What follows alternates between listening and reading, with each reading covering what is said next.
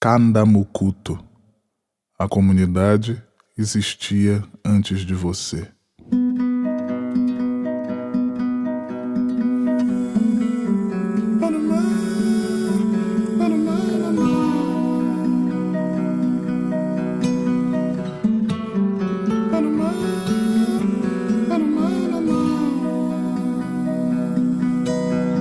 Na Bahia, estima-se que o tráfico de escravos trouxe, em 3 séculos, de 1550 a 1850, cerca de 1.200.000 africanos para as fazendas baianas. Desde o início da chegada desses africanos, sempre houve revoltas contra sua condição de escravizados.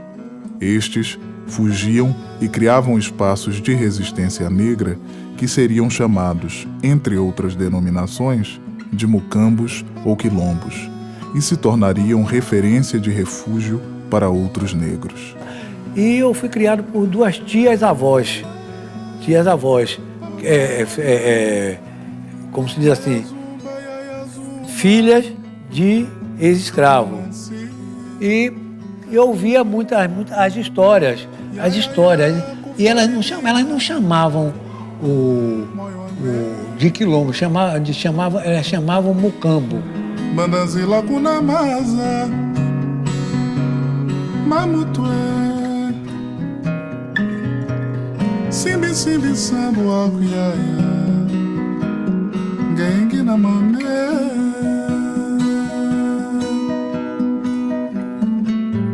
Os quilombos, o quilombo do Tororó mesmo, a gente sabe que ele é muito antigo. Eles normalmente estão em lugares antes dessas outras instituições chegarem. E isso tem que ser respeitado. Quando a Marinha chegou aí, já encontrou o Tororó aqui, né? Comunidade de negros quilombola. A importância é grande. É a união, a força, a combinação e a cura das folhas.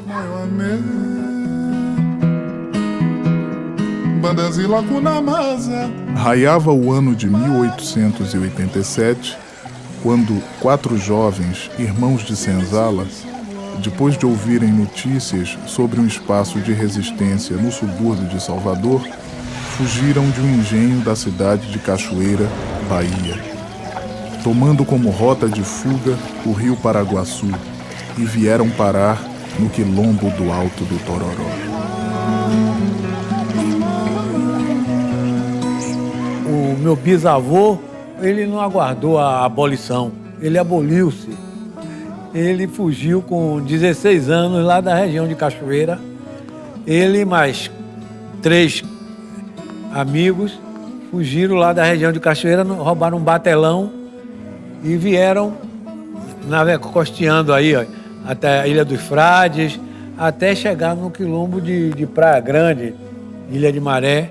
Foi depois que ele passou para cá, veio para São Tomé.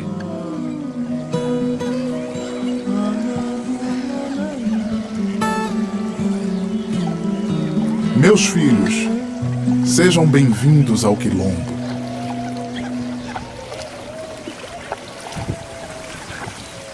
O quilombo do Alto do Tororó está localizado numa serra em São Tomé de Paripe, no subúrbio ferroviário de Salvador, Bahia. A região é banhada pela Baía de Aratu e pela Baía de Todos os Santos, lugar estratégico para se constituir um quilombo.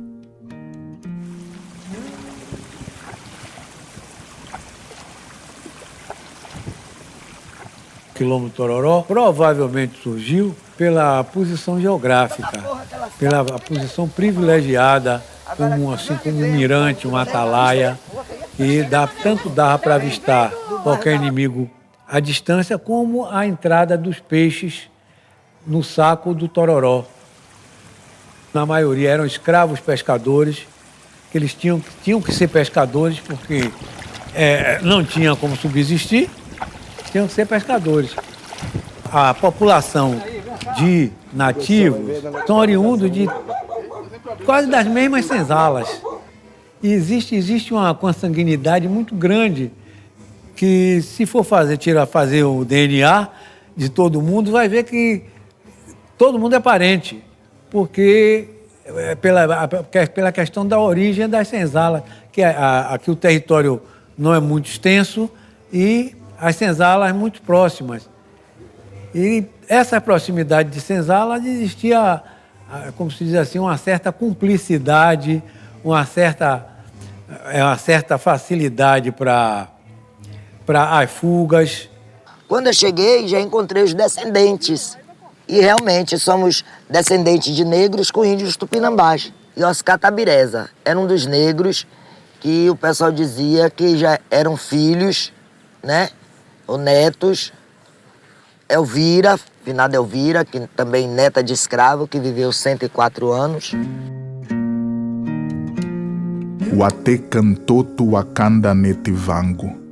Vender a terra da comunidade é carregar um jugo mortal.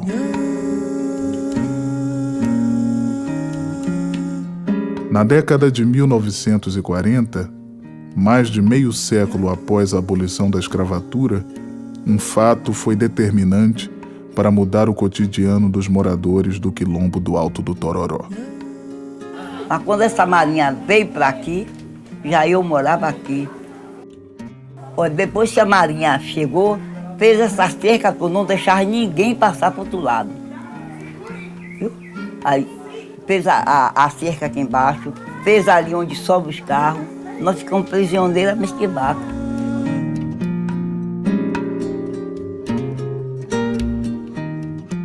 A cerca foi feita depois da fundação da base naval, é que eles cercaram parte do quilombo, a parte que tem onde fica as residências. Mas o território era extenso, o território do quilombo era extenso. E chegou um comando que resolveu tirar o pessoal que morava aí nas roças, aqui perto, e reduzir o Tororó em um curral. A cerca passa pelos fundos de nossas casas, né? E o que é que está acontecendo aqui? Aqui vai virar um quilombo de prédiozinho. O processo está sendo árduo. É difícil você conseguir alguma coisa em relação ao quilombo com, no caso, uma sociedade que vive ao seu redor muito poderosa. No caso da Marinha, então, o INCRA não tem o antropólogo para vir fazer aqui o estudo, para poder definir logo como quilombola. Então, é uma coisa que está sendo árdua. As empresas que estão se instalando na degradação do meio ambiente, elas têm um poder econômico, aprovam projetos no IBAMA, no INCRA.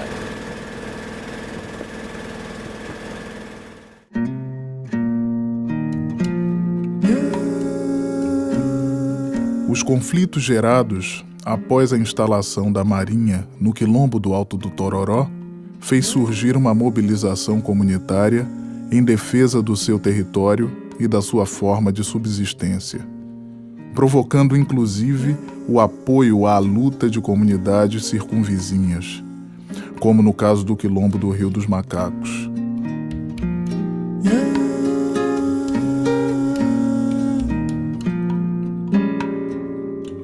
Olha, o quilombo urbano, na verdade, ele toma esse nome, mas que em algum momento ele era um quilombo rural.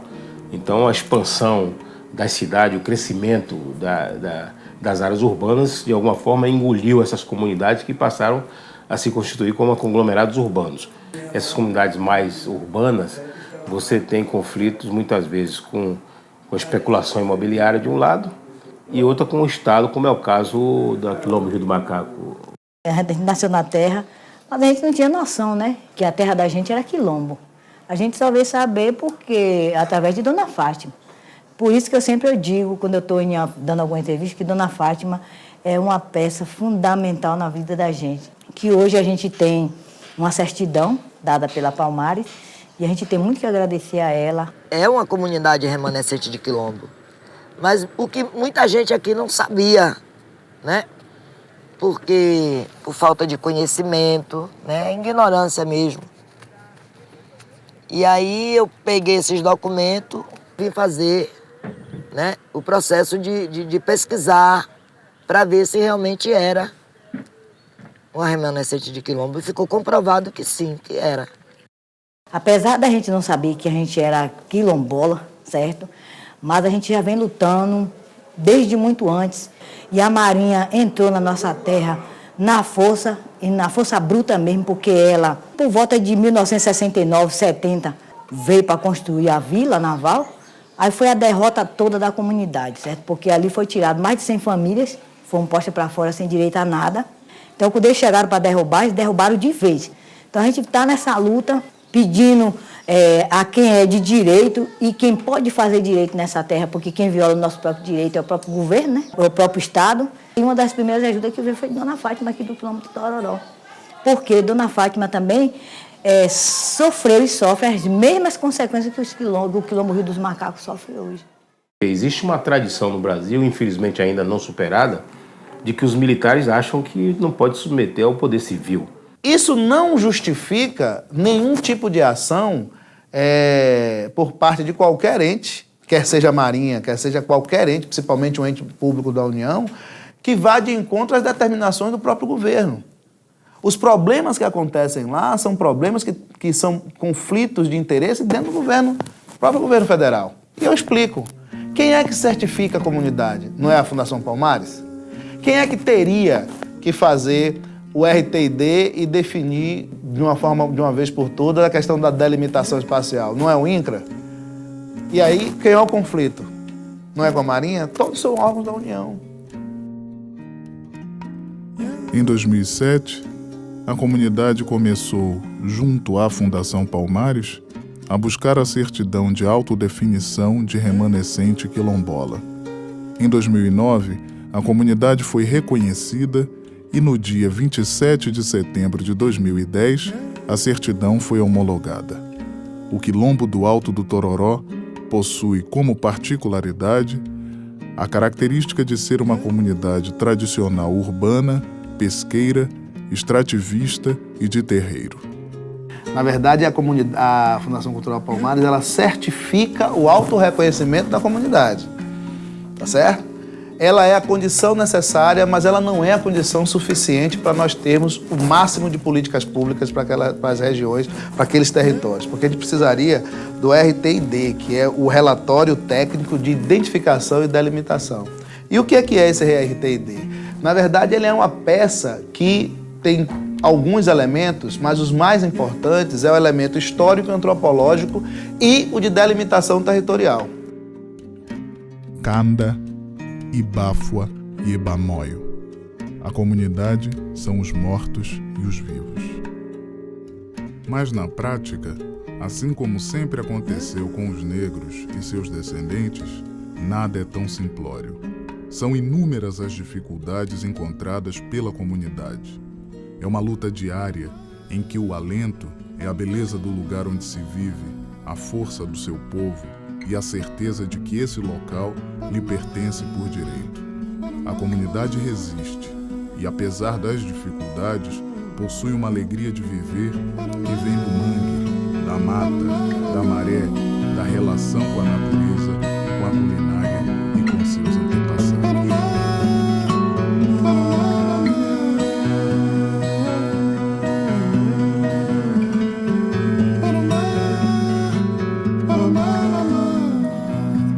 Yaya zumba, mamansi.